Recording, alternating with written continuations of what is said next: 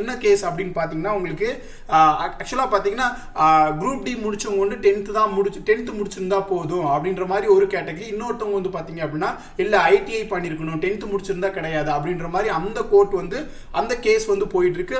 அதோட இந்த பேஜ் பார்த்தீங்கன்னா உங்களுக்கு தெரியும். ஓகேங்களா? ஸோ பெண்டிங்கில் இருக்கு. இன்னுமே பார்த்தீங்கன்னா அக்டோபர் 30 2025 அடுத்த வாய்தான்னு சொல்லுவாங்க. ஓகேங்களா? ஹையரிங் சொல்லுவாங்க. அது பார்த்தீங்கன்னா 30 அக்டோபரில் தான் இருக்கு. அப்போ 30 அக்டோபருங்கும் போது அடுத்த நாளே பார்த்தீங்கன்னா உங்களுக்கு நவம்பர் வந்துடும்.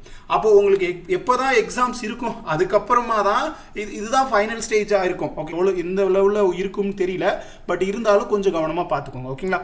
அப்போ அக்டோபர் அப்படின்னா நமக்கு எப்பெல்லாம் வந்து உங்களுக்கு மேபி நவம்பர் 10க்கு மேலே மேபி அதுக்கப்புறம் பார்த்தீங்கன்னா அவங்க வந்து எக்ஸாம் இன்டிமேஷன் செட் இன்டிமேஷன் சொல்கிறதாகட்டும், அதுக்கப்புறம் பார்த்தீங்கன்னா உங்களுக்கு வந்து ஹால் டிக்கெட் ப்ரொடியூஸ் பண்ணுறதாகட்டும், மினிமம் ரொம்ப ஸ்பீடாக வேலை பார்த்தாலுமே கூட நான் சொல்கிறேன் பாருங்களேன்.